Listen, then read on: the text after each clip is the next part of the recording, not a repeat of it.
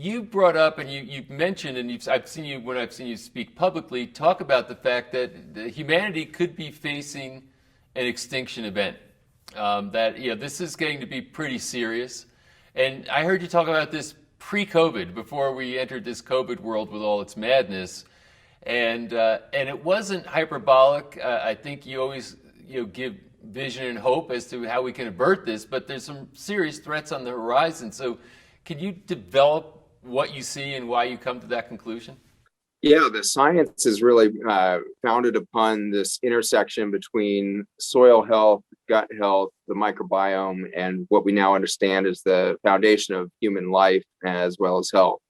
And that foundation is in this extraordinary power that sits within the microbiome in its vast variety.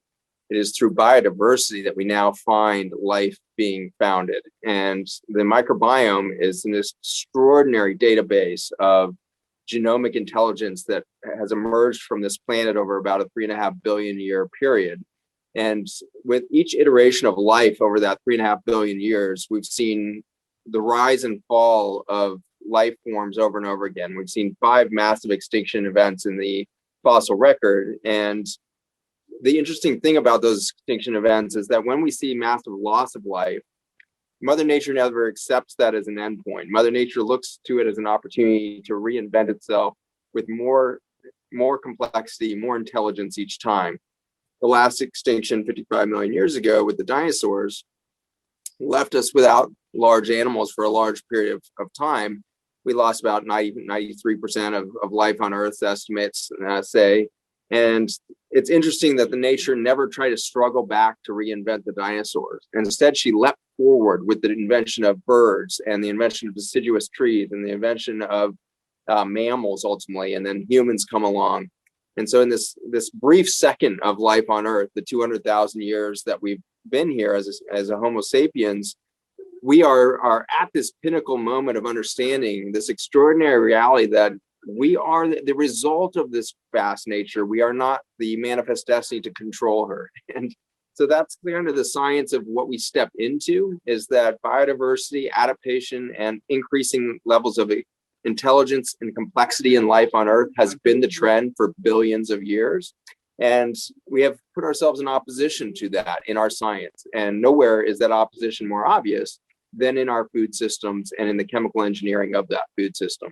Wow. So, do you see with what's happened from COVID and the reaction to it, from the varying governments of the world, has this amplified any of the problems that already existed or accelerated any of these challenges?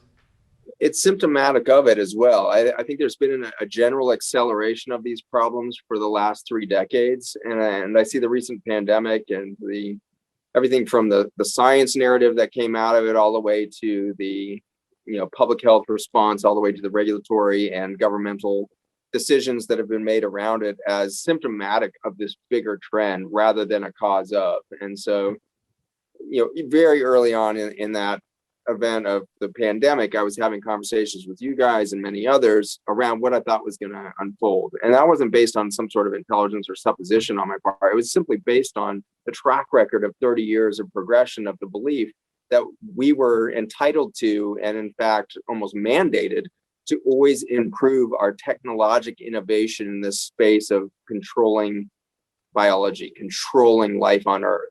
We've done it on the macro level through, driving the extinction of every animal larger than ourselves since our origin. If you haven't, seen records like the Book of Sapiens and things like that, you realize our behavior of destruction and our tendency towards extinction behavior dates back hundreds of thousands of years in our existence.